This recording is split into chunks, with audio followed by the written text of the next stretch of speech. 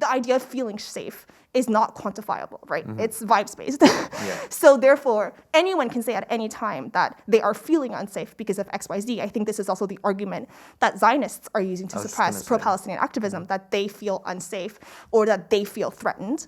The feeling of being unsafe is actually different from whether you are actually unsafe. Right. So first of all, I think it's interesting that everyone is weaponizing the idea of feeling safe, because there is never an end to which there is not a quantifiable goal at which we will say now we are feeling completely safe, because Right. there is always more. After homeless people, it'll be other people who are being thrown under the bus.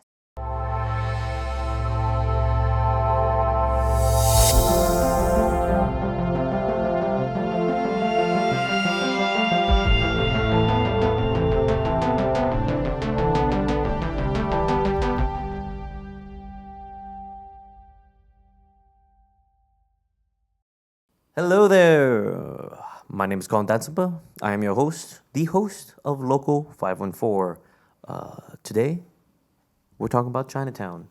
The Chinatown in Montreal, one of the last remaining Chinatown. The last remaining Chinatown in Quebec, and one of a dozen left in Canada. Chinatown has been the site of many a struggle, usually between Chinese residents and the Canadian state throughout its history. I think if people walk through Chinatown, they'll sort of notice its proximity to the old port. An old history teacher always told me if you walk from along Saint Laurent from the water and up, you sort of get an idea of the history of immigration in Montreal, and Chinatown being so close to the old port. I think it's obvious that Chinese residents in Montreal, the Chinese presence in Montreal rather, has been there since the 1800s.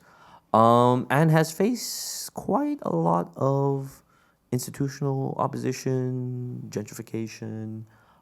There's, of course, the complex Guy Favreau and a few government buildings that have kind of encircled Chinatown, preventing further growth. These days, the issues are more so around homelessness and gentrification, which is still related to the construction around there. To speak about this, I've invited Shi Tao Zhang, a member of the Resistance Chinatown Mobilization Project and a co-coordinator of the Cohabitation Campaign. Yes, thank you for having me. Thank you so much for coming on. I guess introduce yourself. What does your work entail with the Resistance Chinatown Mobilization Project, which acronym is the RCMP? Yes, so hi everyone. I am a member of the Resistance Chinatown Mobilization Project, RCMP, or in French, Quartier Chinois en Résistance. And we are a collective of young people and youth in Chinatown who are working towards a more inclusive and decolonial neighborhood for all.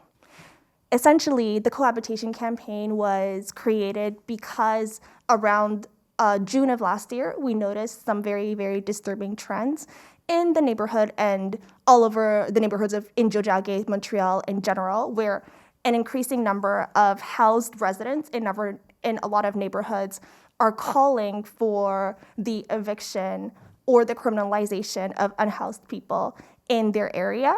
And this has played out in a very particular way in Chinatown due to the historical roots of Chinatown, where it was historically a place where marginalized people have coalesced around the idea that there can be alternative institutions that are made by the people and for the people, when Chinese migrant workers were historically discriminated against by the Canadian state after the completion of the railroads.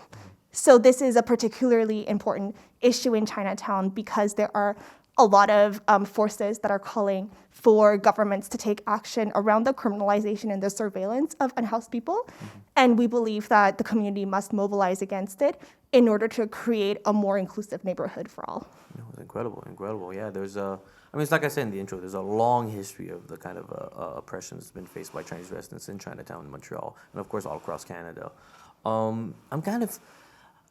I think when I think of Chinatown and specifically this issue of homelessness, I remember that one video that sort of went viral a few years ago. I believe it was in Chinatown, of a man on the steps, and it was either the business owner of the building or the restaurant who just kind of dumped a bucket of water. And to me, I was like, wow, that's just completely unacceptable.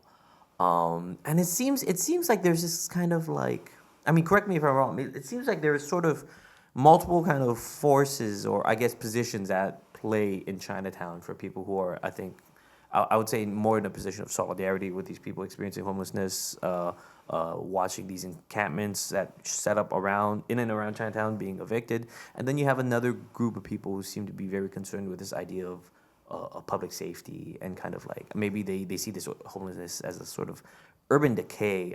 Is that sort of what's happening right now? What you would say in Chinatown? Yes, so I think there are two main factions or two main opposite points of view in Chinatown, whereas one, the housed residents, some of the housed residents, as well as a lot of the landlords and business owners in the area, are calling for the city to take more strict action to prevent homeless people from being even present in Chinatown. Mm-hmm. Whereas the other side, which is kind of our point of view, is that we believe that there are structural issues to homelessness that need to be addressed first so that everyone's material needs can be met so that they do not have to find themselves in these conditions of social precarity and marginalization and vulnerability. Why is it that these encampments are setting up in and around Chinatown?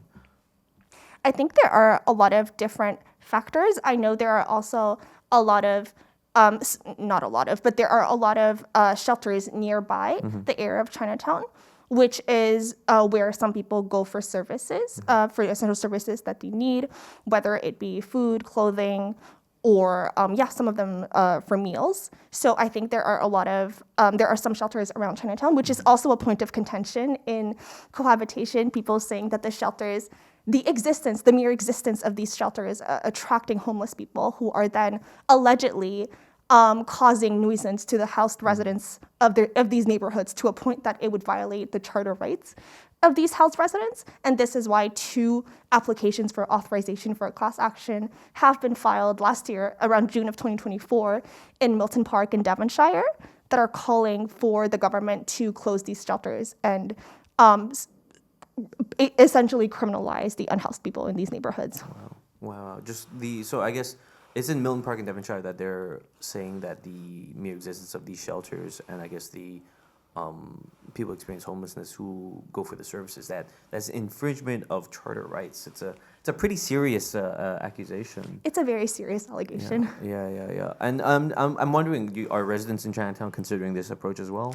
Yes. So the Center for Research Action on Race Relations, the CRARR, has repeatedly announced that they are also planning a similar class action in Chinatown, which I find extremely, extremely disturbing. Right. I imagine CRARR is sort of in line with this kind of like landlord business owner position that sort of wants these homeless people out of Chinatown then.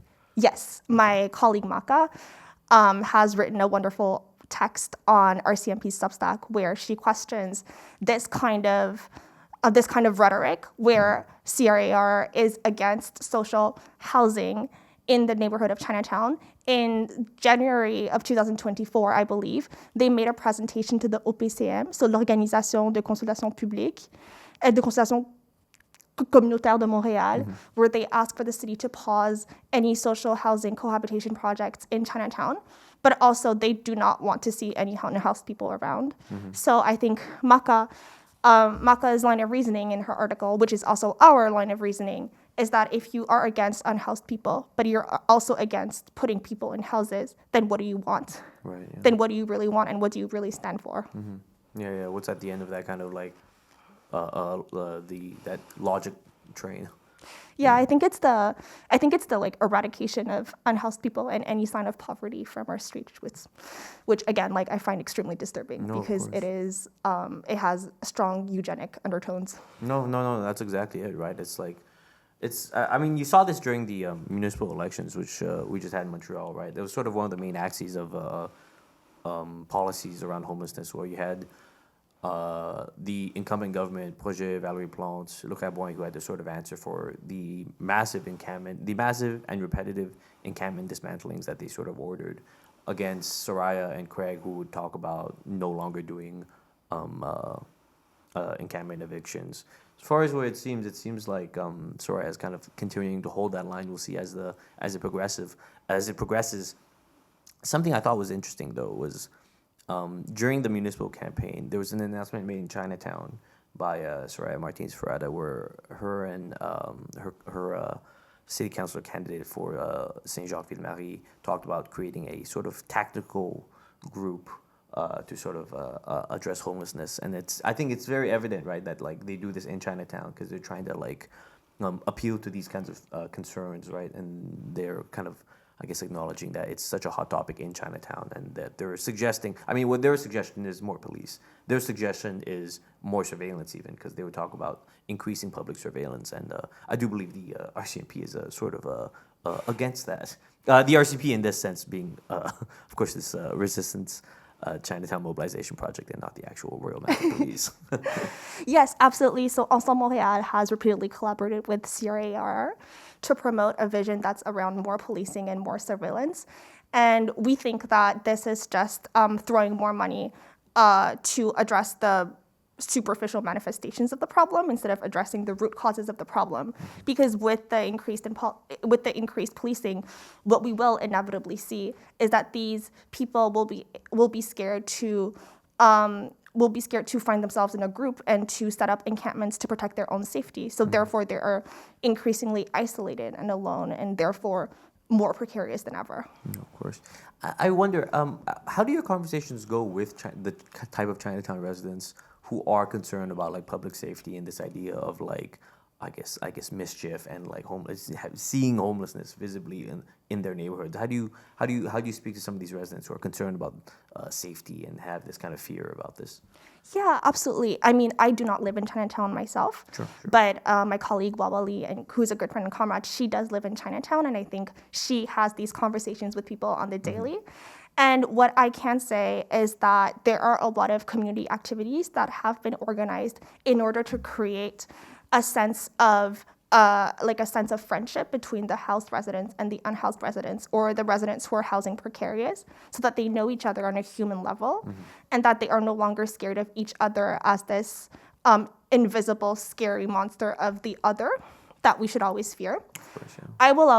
I will also say that CRAR has spoken a lot about sexual and gender-based violence, or maybe not explicitly, but this is also what their undertones, this is also what is implied in terms of, women feeling unsafe in Chinatown.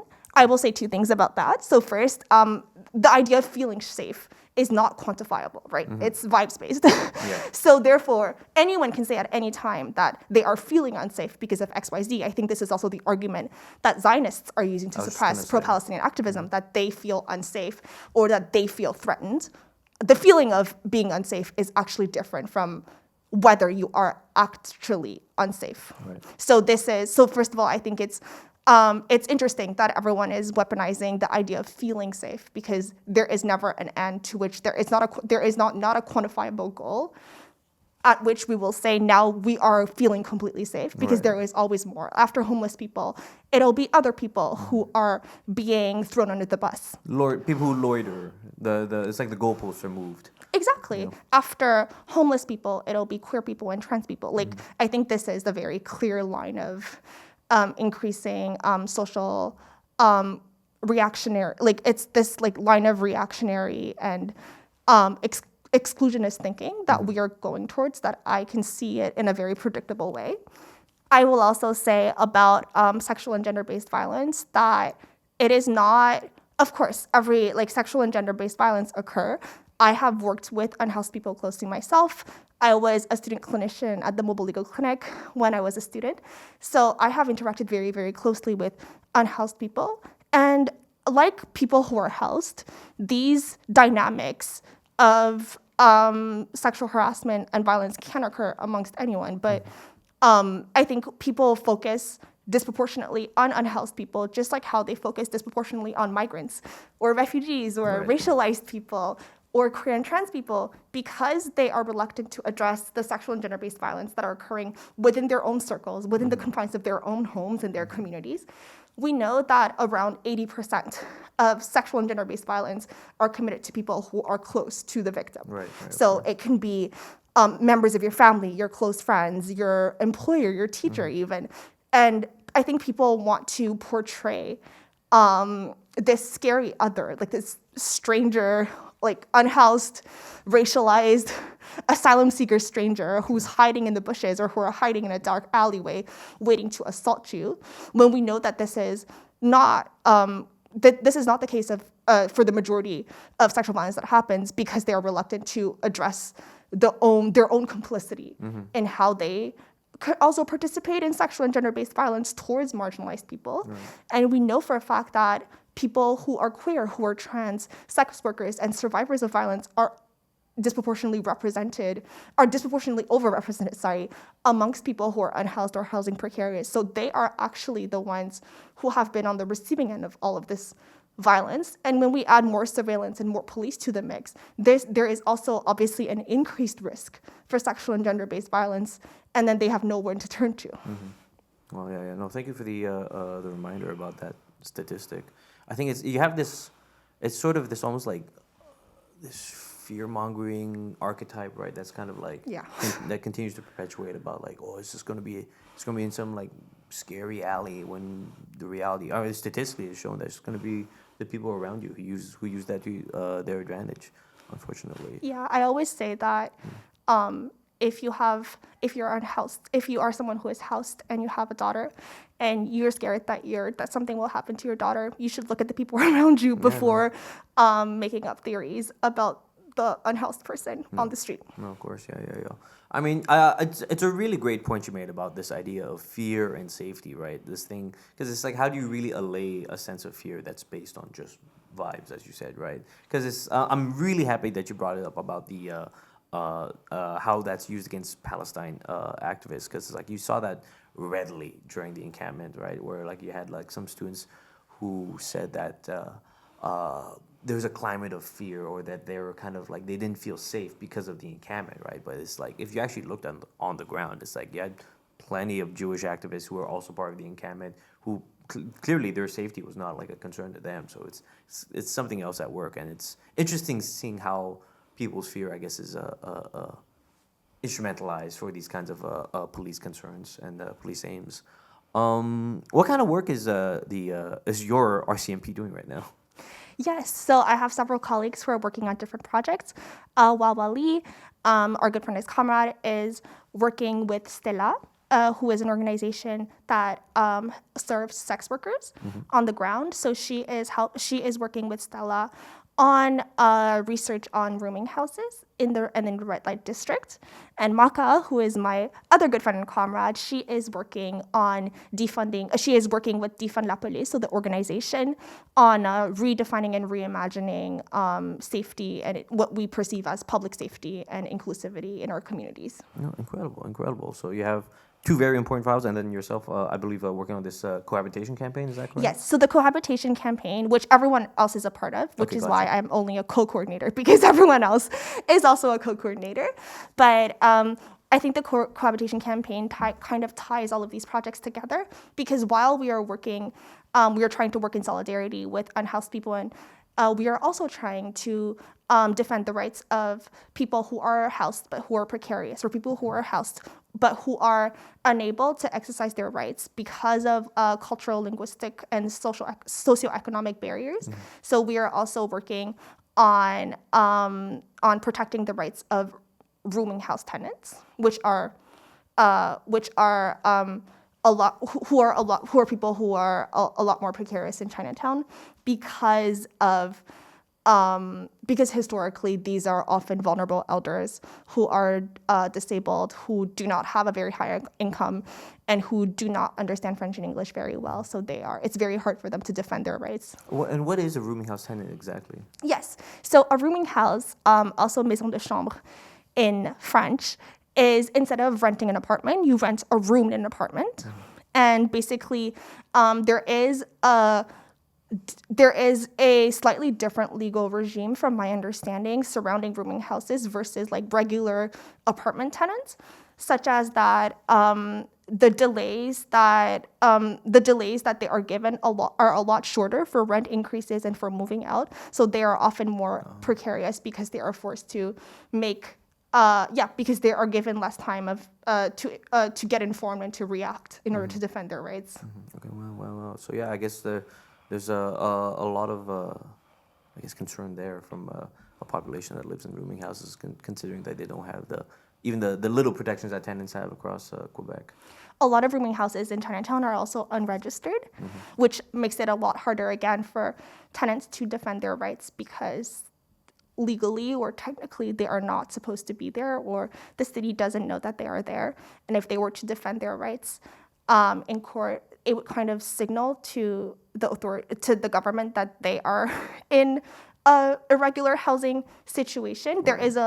I believe that there is a legal and administrative kind of gray area around unregistered rooming houses, which is also what we're trying to elucidate with our city councilor. Okay, at the moment. Incredible. And how's that going? How have communications been with the city council? It has been good so far. We are collaborating with every city councilor that we have. We don't necessarily have the same objectives, or we don't necessarily align on everything, but that is fine, and that is the reality of having to collaborate with city councilors. Okay, incredible. I kind of want to ask, just on like a more kind of like personal front, are there any kind of movements, organizations that you and others at the RCMP draw inspiration from?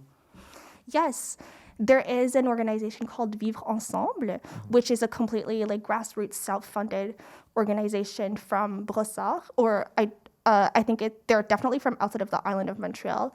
And every week they drive to Chinatown and they distribute meals that they made themselves to the unhoused people and the housing precarious people in Chinatown.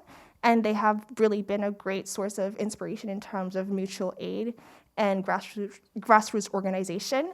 Unfortunately, CRAR tried to shut them down the CRAR wrote a letter to the city to shut them down, again, by alleging that they are essentially attracting more unhoused people to the area. But I think what we need to understand is that these few social nets that these unhoused people have access to are also beneficial to the housing precarious residents and to the elders that are living in Chinatown, to the migrant workers and international students in Chinatown who do not have very high income and who are maybe struggling to eat and who are facing a lot of food insecurity. So I think what CRAR fails to realize is that all of our fates are intertwined. Our well-being is inherently linked to that of our neighbors and our community members. And when we erode the social safety nets that the most vulnerable portion of the population has access to, when we try to take these safety nets away, then then that also hurts everyone else down the line. Not to say that if it were only unhoused people that were impacted, that it wouldn't warrant indignation or action. Like, that is completely not the case. I completely believe that if there was a measure that would only impact unhoused people, then everyone else should react in solidarity as fast as possible. But I think this just goes on to show that this logic of criminalization and surveillance and taking away the mutual aid that these people have access to is not the solution at all. No, absolutely. It really seems like there's this kind of oppositional force between the CRAR and the RCMP organizing. I guess what do you see in the future for Chinatown? If let's say I'm curious about these two avenues towards the future, right? Because you have this sort of looming gentrification. Chinatown now has heritage status, but I'm kind of wondering, like, what's the avenue of Chinatown if the landlords, the business people, and the CRAR have their way, versus let's say the RCMP's vision. Once again, not the police, but the Resistance Chinatown Mobilization project. Yes, I think a lot of the wealthier people in the neighborhood want to polish Chinatown into this jewel to be admired, to attract tourism and investment and gentrification and business owners and landlords. But I believe that this is in nature antithetical to the very reason for why his heritage status was granted to Chinatown. It is because beyond the buildings and the arches, there is also the intangible heritage of Chinatown, which is the people and the community. And this is also what contributes to the community.